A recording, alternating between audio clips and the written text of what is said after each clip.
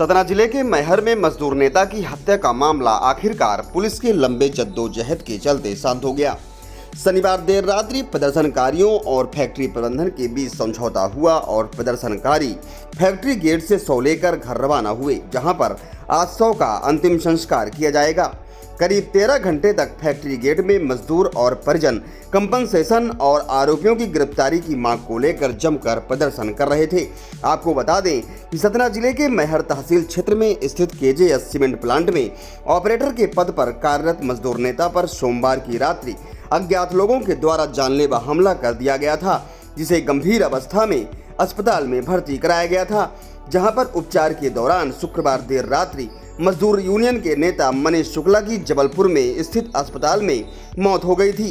श्रमिक नेता की मौत की खबर लगते ही फैक्ट्री के सामने मजदूरों ने धरना प्रदर्शन शुरू कर दिया था। इसके बाद नाराज मजदूर और परिजनों ने केजीएस सीमेंट फैक्ट्री गेट पर शव रखकर जमकर प्रदर्शन किया। करीब 14 घंटे तक प्रदर्शन चला और आखिरकार फैक्ट्री प्रबंधन और मृतक के परिजनों के मध्य समझौता हुआ कि 22.5 लाख रुपए मुआवजे और मृतक श्रमिक नेता के एक परिजन को नौकरी देने केजीएस फैक्ट्री प्रबंधन राजी हो गया।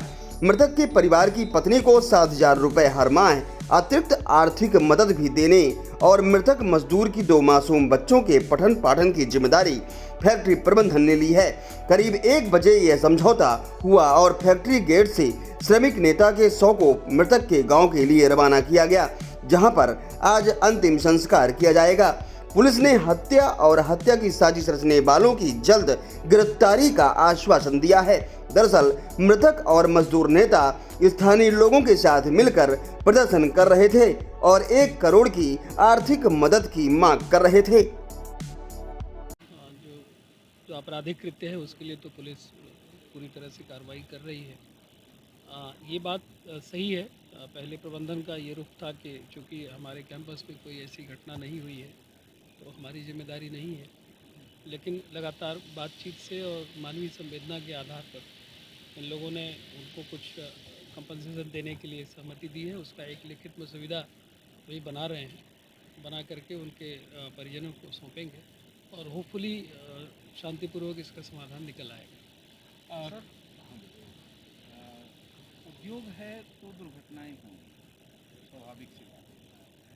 बार बार इस तरह की जो घटनाएं यहाँ होती हैं कि लाश को रख करके गेट में तमाम तरह से करना, मौके पे जलाने की बात करना, तमाम तरह से जो ये इस तरह का विरोध होता है, इन सब चीज़ों को लेकर के कोई ठोस रणनीति क्यों नहीं बनती कि व्यक्ति अगर ख़त्म होता है तो कंपनसेशन एक फिक्स किया जाए, जिससे लोग इस तरह का कार्य न करें और उनको भी राहत मिले। देखिए, ऐसा हो जाए तो ये तो हम लोगों के लिए भी राहत भरी खबर है कि इस तरह की घटना हो तो कुछ निश्चित राशि दी जाए। अब कौन देगा, क्या उसका प्रारूप रहेगा, ये चूँकि हम लोगों के स्तर की चीज़ नहीं है। उच्च स्तर से ऐसे कोई निर्णय हो जाए तो अच्छी बात है, लेकिन होता ये है कि चूँकि ये एक मानवीय त्रासदी है और किसी व्यक्ति का शव पड़ा हुआ है तो हम भी उसमें बहुत ज़्यादा कठोर नहीं हो पाते हैं और एक जो ह्यूमैनिटेरियन ग्राउंड रहता है उसको रखना पड़ता है।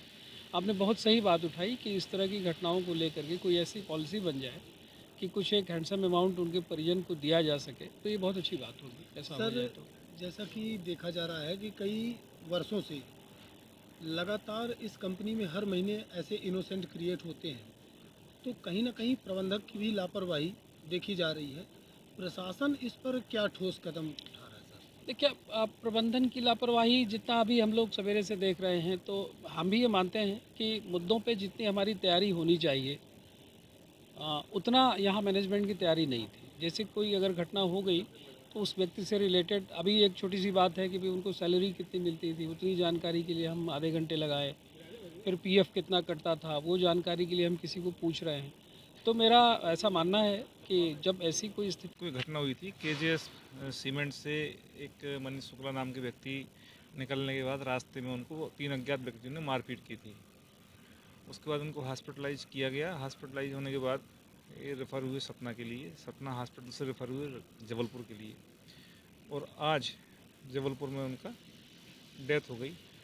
डेथ बॉडी यहाँ आने के बाद परिजनों द्वारा मांग की जा रही है कि केजीएस प्रबंधन उनको जो है कुछ भरण पोषण जैसी राशि प्रदान करे। दोनों पक्षों के बीच में वार्तालाप लगातार जारी रहा और अब ये अपने अंतिम अवस्था में है। इनके द्वारा जो भी राशि आदि दी जा रही है उसके बारे में डॉक्यूमेंट तैयार किए जा रहे हैं। अभी इस पे क्या क्या केस रजिस्टर्ड किए गए थे? इसकी मनीष शुक्ला की मृत्यु पर से धारा 302-34 बाधावी का प्रकरण पंजीबद्ध किया गया है।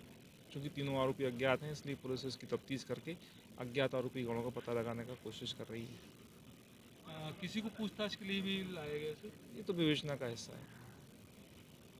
इस वीडियो में इतना ही, लेकिन अगर आपने अब तक आंचलिक समाचार को सब्सक्राइब नहीं किया है तो फौरन कर दीजिए। बेल आइकन दबाइए, घंटी जैसी छोटी सी आकृति लाइक कीजिए और कमेंट करके बताइए हमारा वीडियो आपको कैसा लगा। अपने दोस्तों, परिचितों, रिश्तेदारों और समूहों में व्हाट्सएप, इंस्टाग्राम, फेसबुक, ट्विटर पर हमारे वीडियो लिंक को शेयर कीजिए।